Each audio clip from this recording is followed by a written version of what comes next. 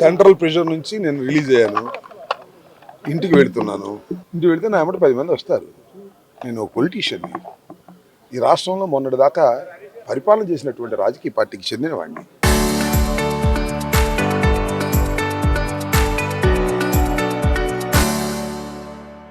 మంత్రిగా చేసిన వాడిని.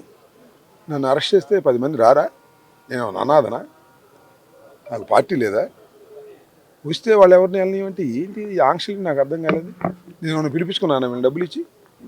వస్తారు అభిమానంగా, అయ్యో రాంబాబు గారిని లోపల పెట్టారని వస్తారు. వస్తే వాళ్ళు ఎవరిని రానివ్వు, వాళ్ళని మీతో ఫాలో అవనివ్వంటే ఏంటిది? ఈ అరాచకం ఏంటి? ఈ దౌర్జన్యం ఏంటి? ప్రభుత్వం మీదని, పోలీసులు మీ చేతిలో ఉన్నారని లోకేష్ చంద్రబాబు ఈ రకంగా చేయడం ధర్మమేనా? ఆలోచించమని మనం చేస్తున్నాం. ఏమయ్యారు ఈ పోలీసులు? నా ఇల్లు బాగా పెట్టినప్పుడు ఏమయ్యారు? నా కార్లు బాగా ఉంటే ఏమయ్యారు?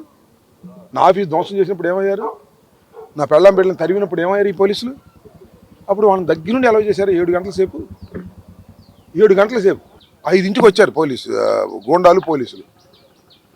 12 తర్వాత వెళ్ళారు నా ఇంటిని ధ్వంసం చేసి. ఈ లోపల నన్ను అరెస్ట్ చేశారు. ఇంత ఘోరం ఎక్కడ జరిగిందా ప్రజాస్వామ్యంలో? ఇప్పుడు జరిగిందా? నేను అనామకుండా ఉన్నాయండి. నాకేం తెలుసు 30 యాక్ట్ ఉంటే? నేను రమ్మన్నానా? ఊరేగింపు చేయమన్నానా? ఎందుకు ఎవరు రెచ్చగొడతారు కార్యకర్తలని? మీరు రెచ్చగొట్టారు. మీరు నా మీద కేసు పెట్టి నన్ను అన్యాయంగా లోపల పెట్టి నా కార్యకర్తలు ఎవరి పని వాళ్ళు చేసుకునే వాళ్ళకి ఏంట్రా ఈ అన్యాయం అని మీరు రెచ్చగొట్టారు. వాళ్ళని లోకేష్ రెచ్చగొట్టాడు, చంద్రబాబు రెచ్చగొట్టాడు, పోలీసులు రెచ్చగొట్టారు. ఏంటిది? డెఫినెట్గా ఇక్కడి నుంచి పాదయాత్ర చేస్తా గుంటూరు దాకా. నన్ను ఇలా అలౌ చేస్తే వెళ్ళిపోతా, లేకపోతే నడుచుకుంటూ వెళ్తా. ఏముంది దానిలో?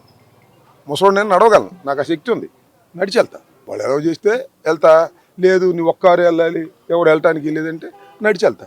Local to global news at your fingertips. మీ చేతిలో ఒక ఆయుధం. Download raw TV app. Media legend Ravi Prakash is back.